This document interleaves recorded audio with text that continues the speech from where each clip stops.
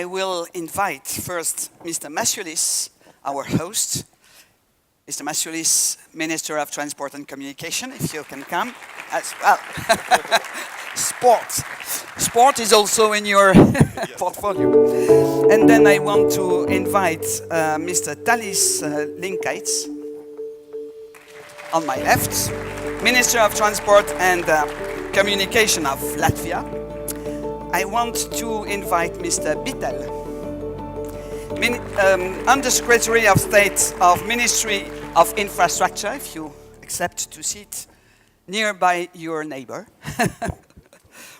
Thank you very much. And then I want to invite Kuningas from Estonia, replacing Kadri Simpson. If you... Thank you, Ati. Can you take a place? And Mrs. Lindström from Finland, Director Networks Department, Ministry of Transport and Communication. The minister couldn't come.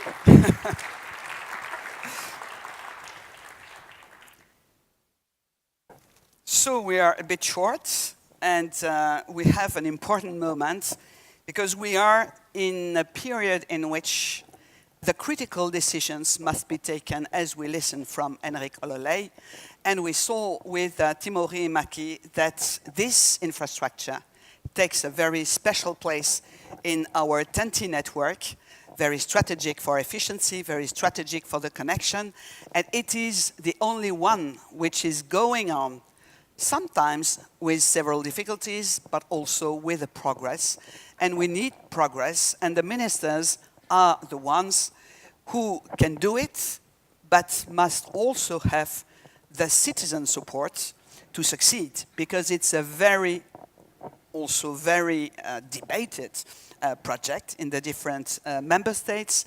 And we know that for ministers, they have a strong engagement for this project. So I want to ask you collectively, what is your expectations for this project?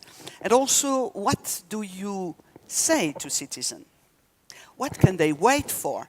What will be their profit?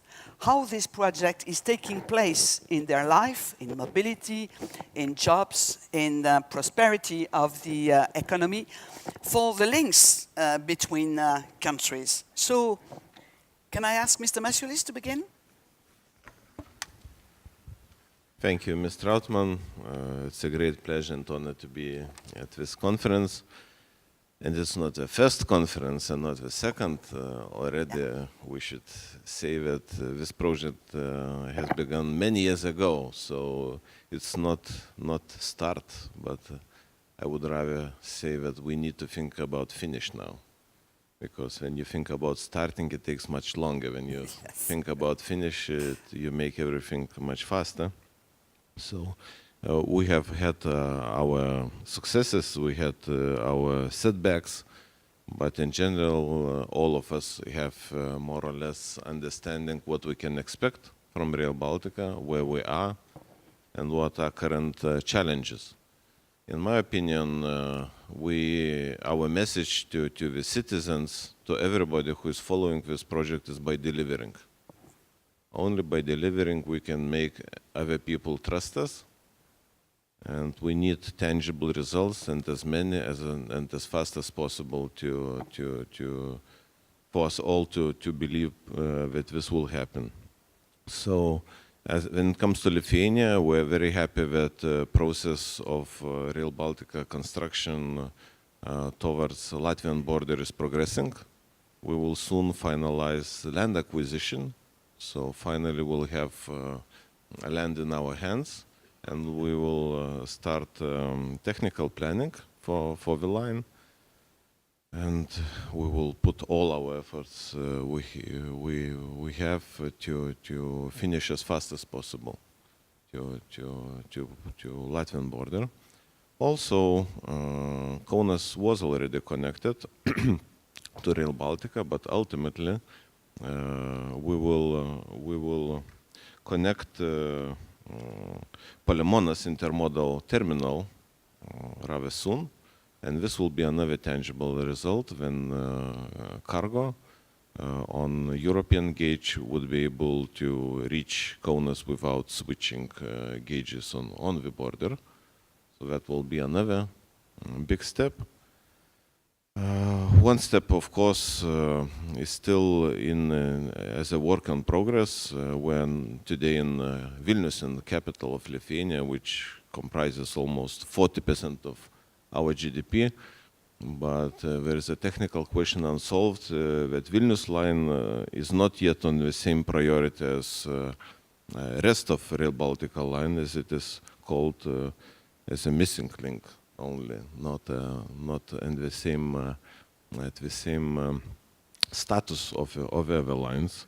So we have to proceed on this and to have more good news to Vilnius residents, which will assure that Vilnius line will be completed in time as well as all the other lines.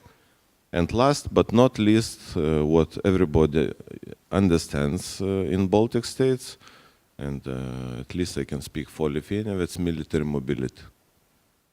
Rail Baltica is a missing line which we need to build in order to have fast and reliable military mobility through the region.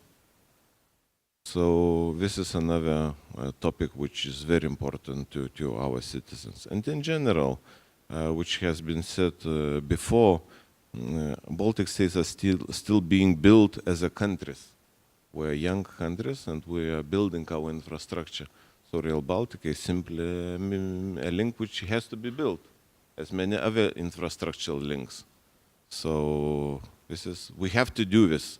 People are calculating how economical it will be. Of course, we have figures that it will be economical, but even putting economics aside, this line just has to be, because we miss this line simply on infrastructural point of view. Yeah.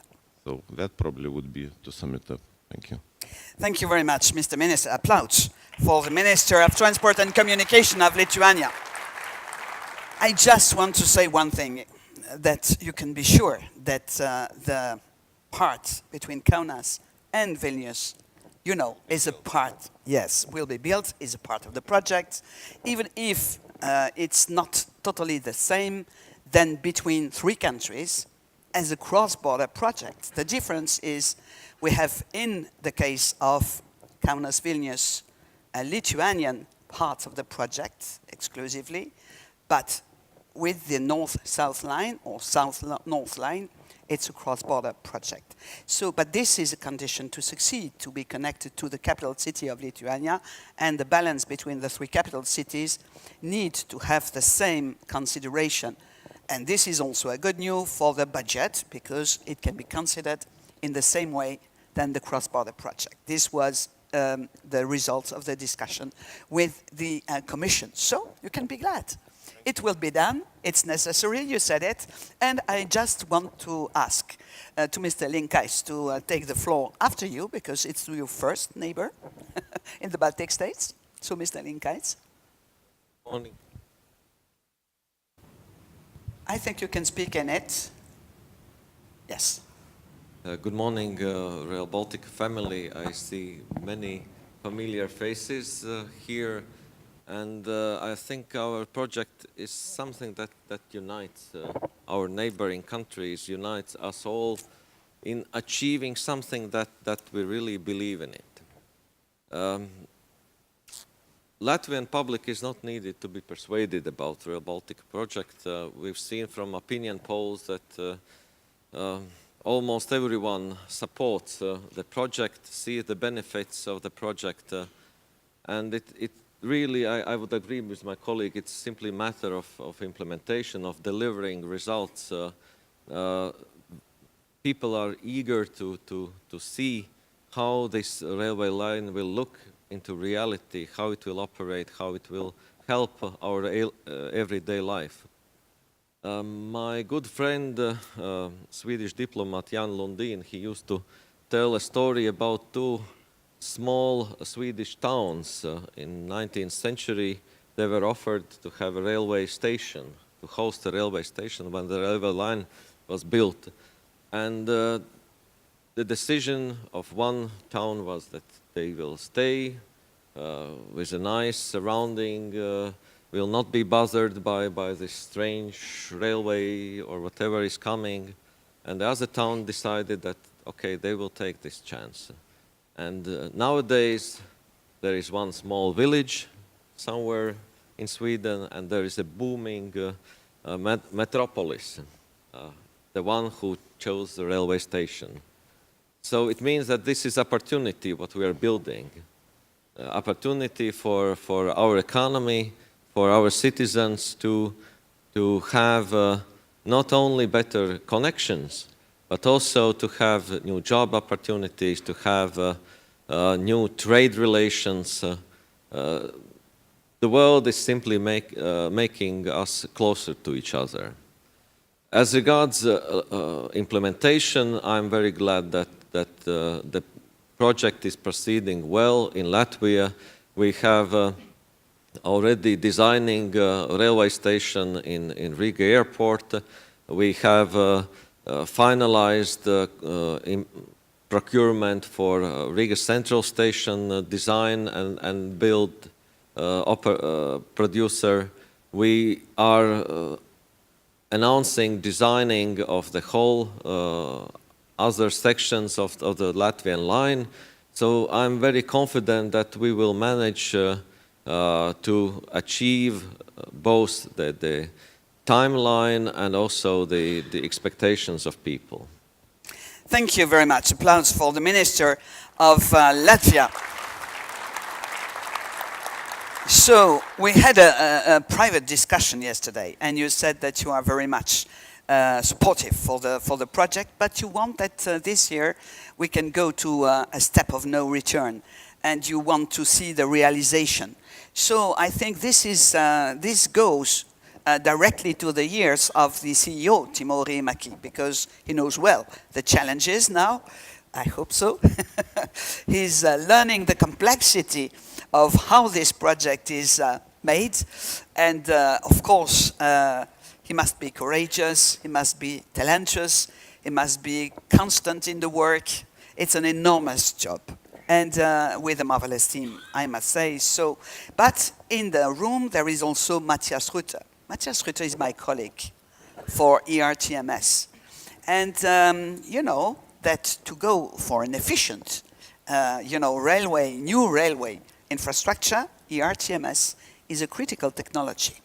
So this is a very good news to have Matthias in the room for this important forum, because he speaks also for the future and to answer to your expectations. So Ati, for Estonia, you can be glad too to see that Tallinn will be connected in a good condition to the other neighbors.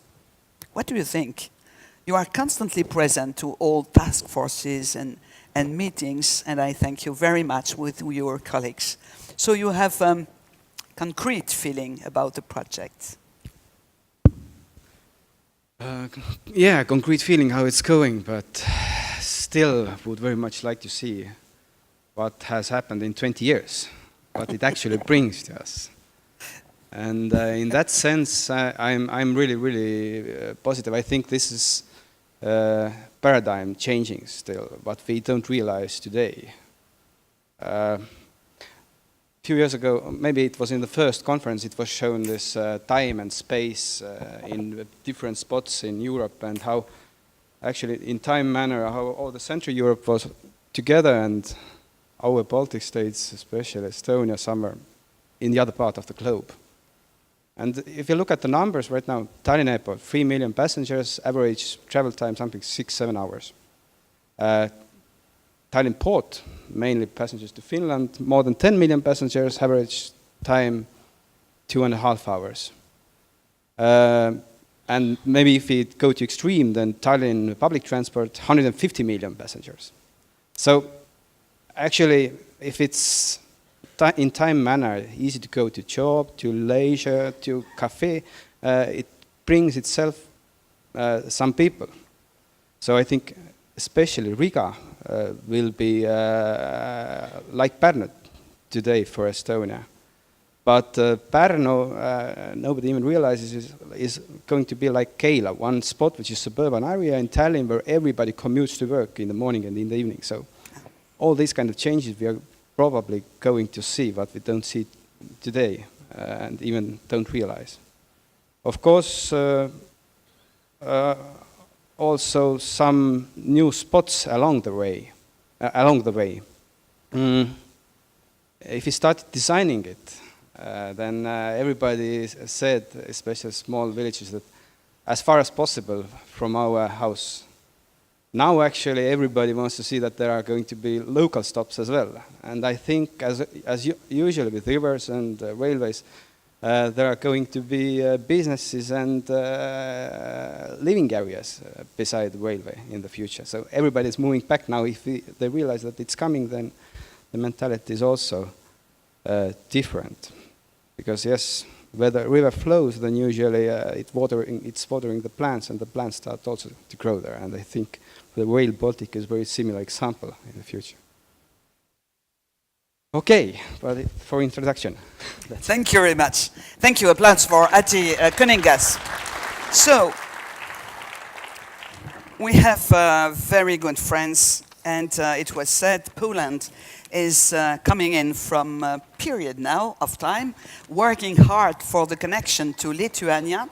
And I want to say that I am especially glad because it was the first time of my job as coordinator to see, I went to see the Minister of Transport and Communication of a previous government to ask that it could be possible to come from Elk to Lithuania.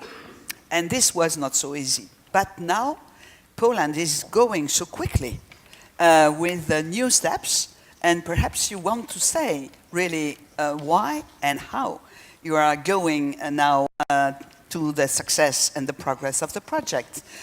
Because we listen about, but I don't know if everyone in the room knows your reflections about the speed, about the developments. And I must say that if I look as a coordinator how Poland is using the CEF money, you are very successful in all your country. So there is a sort of investment in the rails, as in the 3 Baltic countries. Rail is a priority, and we are very interested to see your ambitious plans for this infrastructure.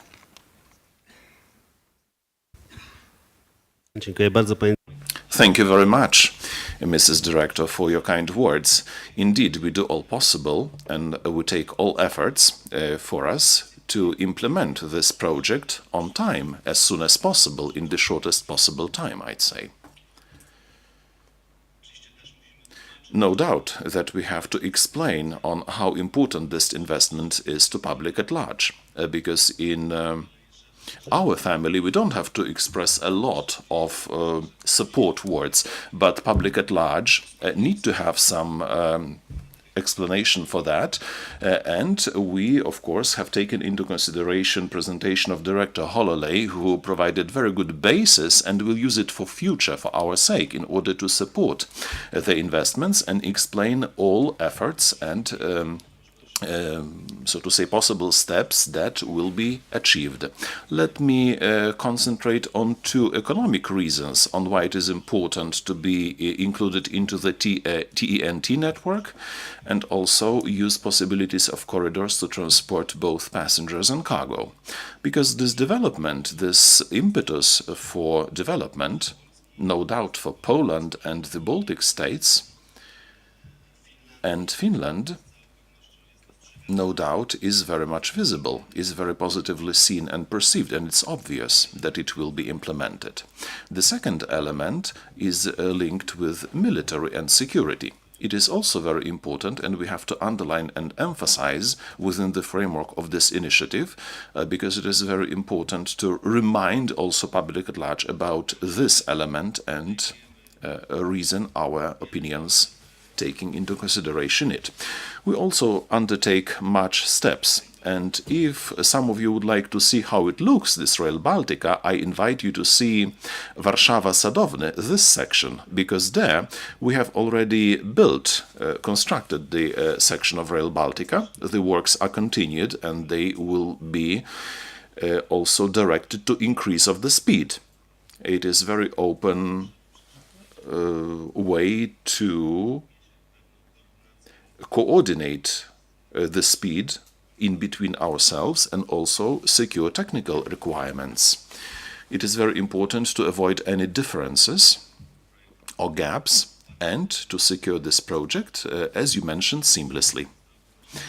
No doubt we'll do that, and I'm positive that we are here on a right track, also thanks to excellent cooperation with our neighboring countries. And also with the European Commission that I wanted to emphasize. Because cooperation with the European Commission also makes us positive, makes our approach and attitude very positive towards this entire project. And the rail in this broad sense of this word, for us, for all of us here in this room, is the main element of thinking about the transport as such.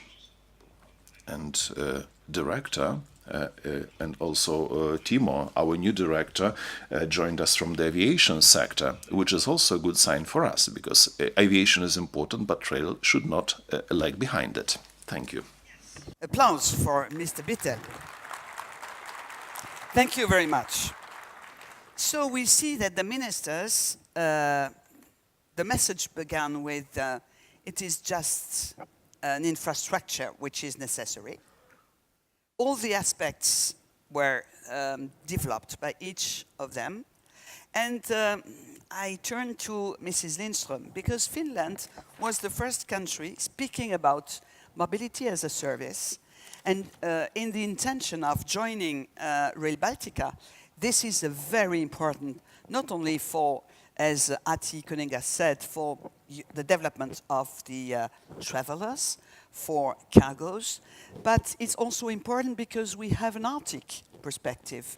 And this was asked by the Minister of Transport of Finland, Mrs. Berner, and we supported a lot this evolution with my colleague Pat Cox to have a junction between, the Scandinavian corridor and the North Sea-Baltic corridor, just to go and cross at the end of the Gulf, the Botnian Gulf, and to have also a new perspective to transport materials, but to have also development in this era. So it's important also for climate, and Finland is very engaged in the climate change issue.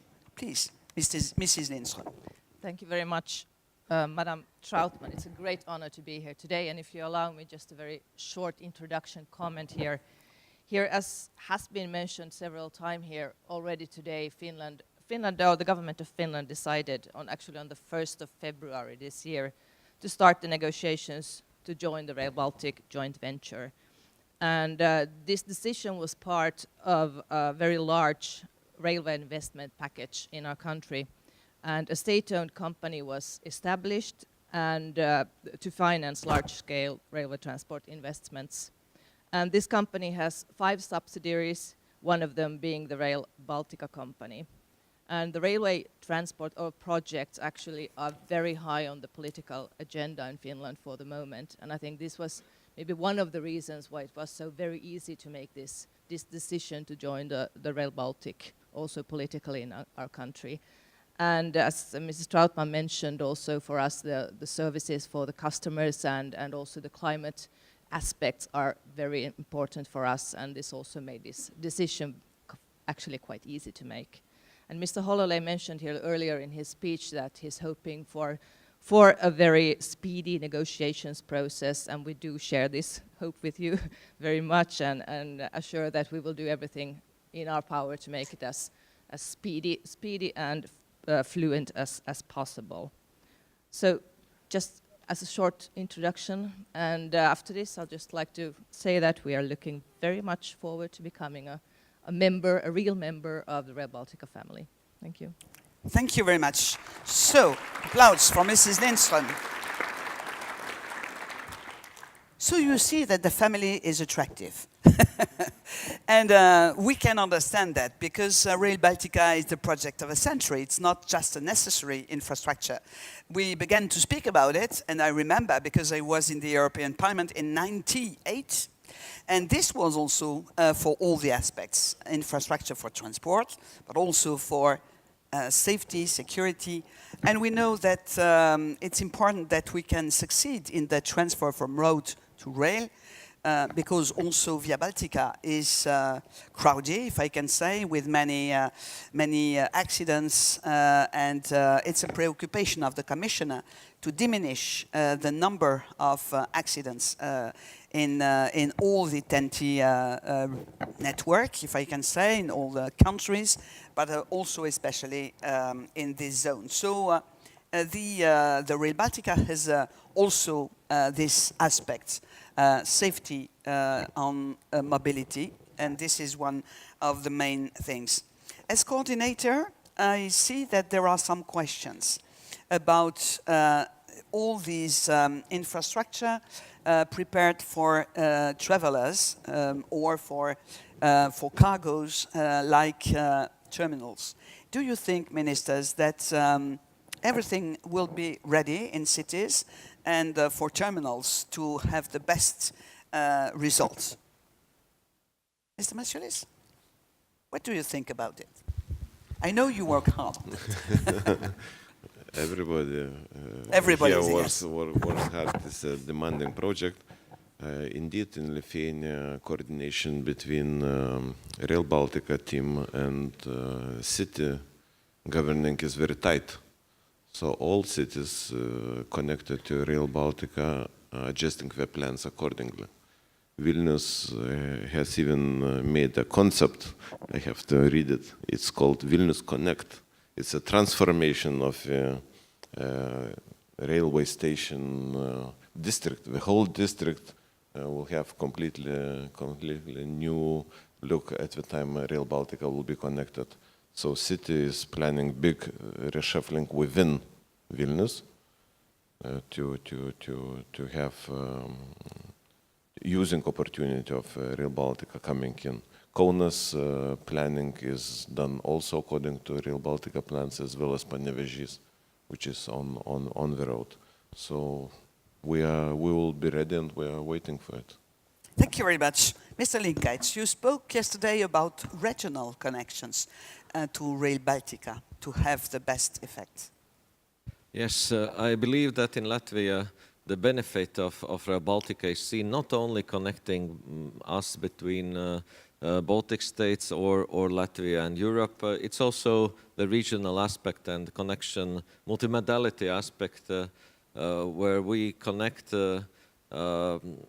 ourselves with second level corridors, with local regional networks, the public transport of capital, and also creating synergies like in Riga Airport, where we have good connection to the airline network, and providing opportunities for people to choose which way to travel from Riga, out of Riga, to the Baltic states, change modes from one to another.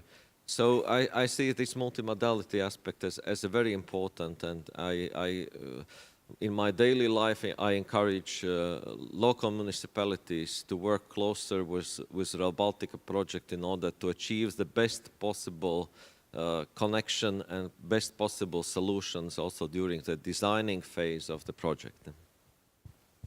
Thank you very much. Ati Kuningas. Yes, you can. Applaud. Encouragement is very good for ministers. Ati Kuningas. Tallinn is changing a lot with the tramway, with different projects, and the connection to Finland is transforming also the evolution of this city. But you said you don't want just to stay in Tallinn, you want to connect Pärnu and to have this vision of the whole country. So what do you think about the preparation of cities and the regional connections? Preparation of the cities, I think it's very good. In Tallinn, we have, of course, the first project finished is this Tallinn tram, which is already connecting the future Rail Baltic end stop with city center. But the city, also the county, the business community near this end stop, they are so active that they sometimes even tell us how to build it. So, but that's good, yes. So, and I think this can be said also to Pärnu. Businesses in the city are planning already where should be the special tripods. And now also all the spots in between Pärnu and Tallinn have woken up, and I think right now the new coalition is going to be formed, but the decision is going to be that we're going to finance also this regional stops there. So the interest in city, local business level is quite huge, and everybody is trying to suggest us their own things, which is good.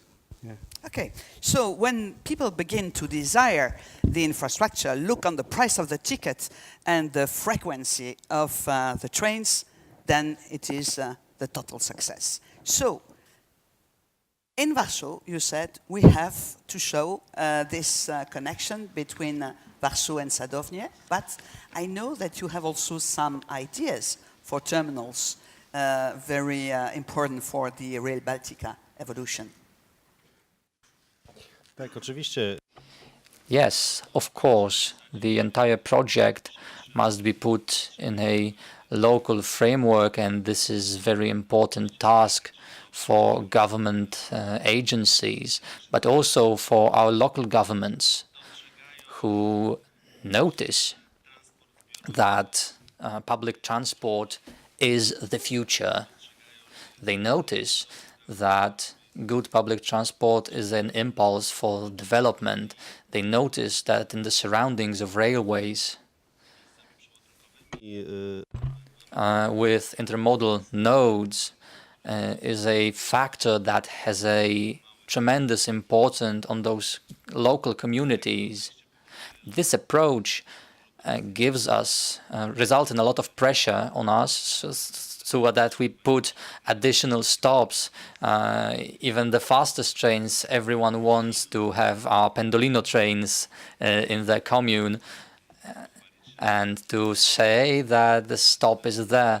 But this also results in local government representatives demanding a friendly infrastructure with safe railway crossings, with tunnels, with overhead passages, the infrastructure that accompanies railways and makes them, the local areas, not divided but combined with the railway, which allows everyone better access to the surrounding world.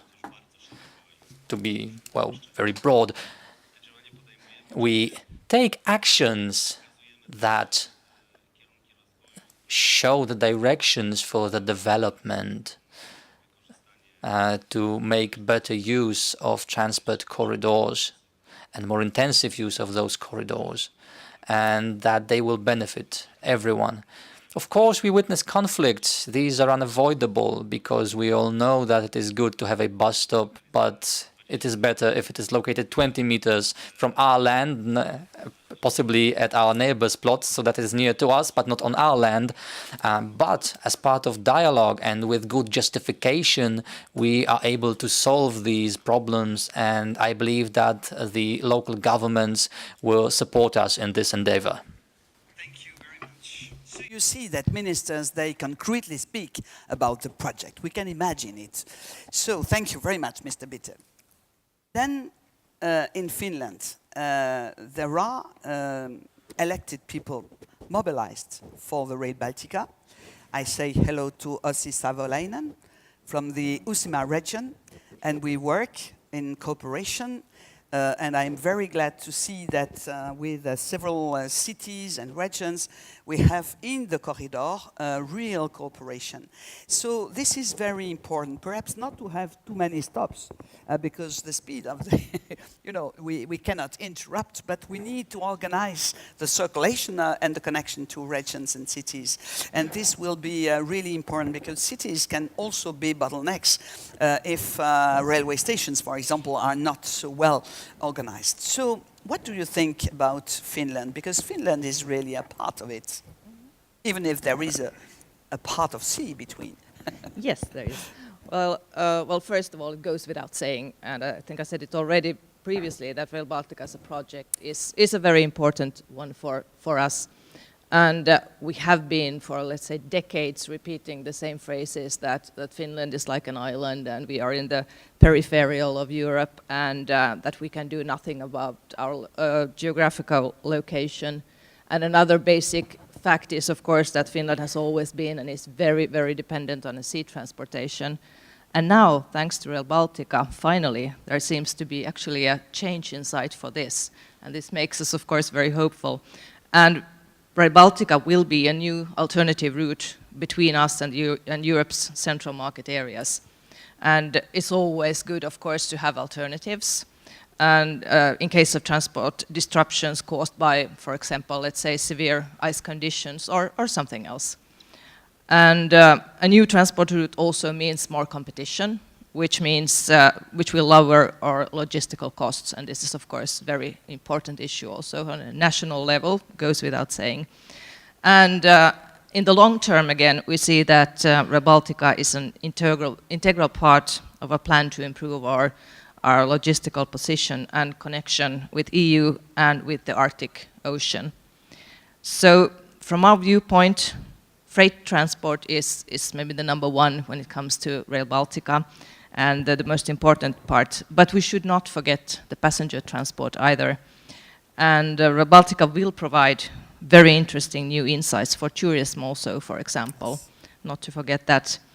And I would say that these are maybe the main reasons why we would like to join and why we would like to see Rail Baltica implemented actually as soon as possible, just in a nutshell. Thank you very much. As soon as possible. Okay, this is a very important sentence because it's the common responsibility of all the partners, all the shareholders. So I will ask the ministers to finish our panel with their vision on this question. This is one of the main in importance cross-border projects. Do you think that the Rail Baltica can be an example, a model for other cross-border projects? If it is a project of a century, we said it must be done quickly, it must be done in an efficient way, it must correspond to the will and the use of citizen and business. What do you think is the message of the Rail Baltica to other parts of Europe, which needs to have also cross-border vision? Is it a political issue? Is it a cultural issue, social issue? What is your feeling? Do you think it's important that the Rail Baltica can give also a message for cross-border projects? Mr. Masiulis. It's a very, very good question, as we know that number of different projects, not only transportation projects, but energy projects also struggle when we need to cross the border. And whereas not between young EU members, but also between old EU members, it's a very complicated question. So I would be very happy if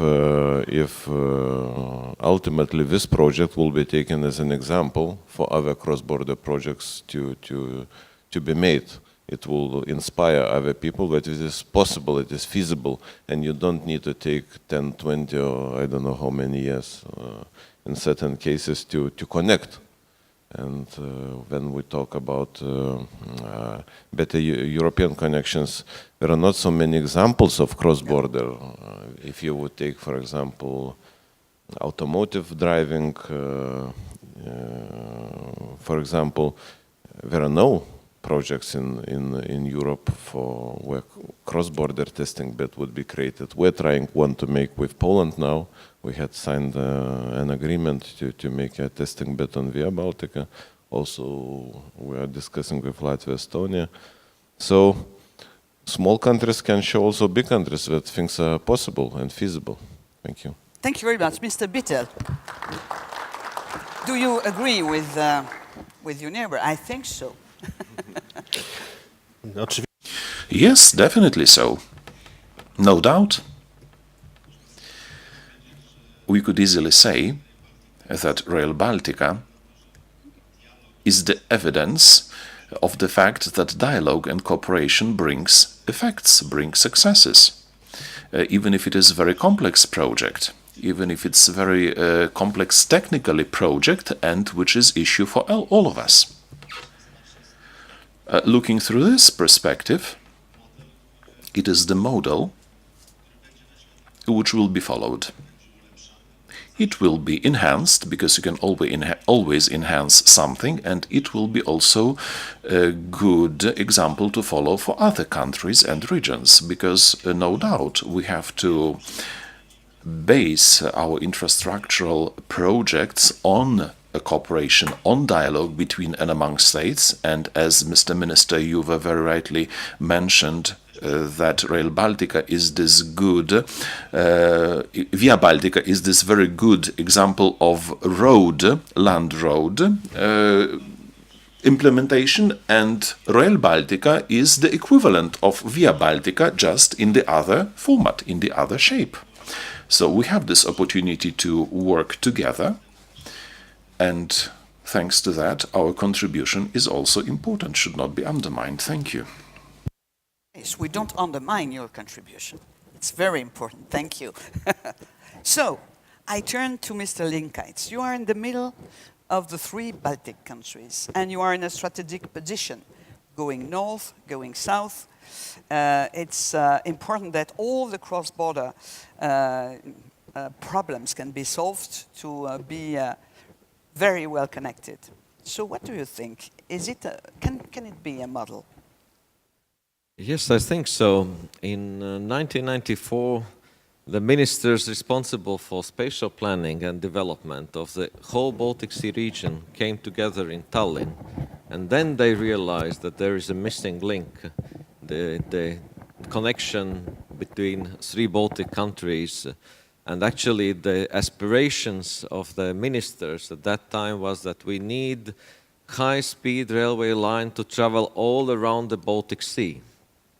And if we have such a vision, a task to achieve, then I think everything is possible. And Rail Baltica project today shows that we can work together for the one particular task, for one particular vision to be achieved.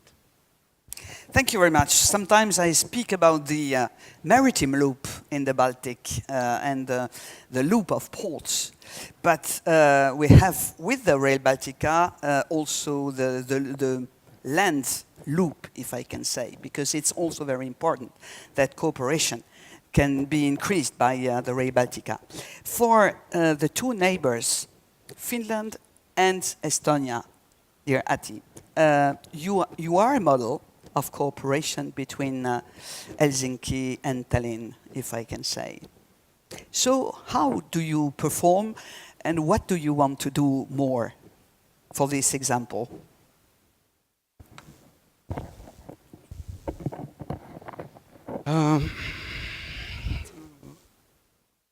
What to do more? First, what is I think groundbreaking in EU level is this that we are planning this project in BIM. There has been, I think, only local projects so far, and this is new topic anyway. But this kind of over 3 states, this is something new and great. What should be improved is that, in one hand, we are talking all the time about red tape and how to codify our legislation, and sometimes it can be done in 1 year.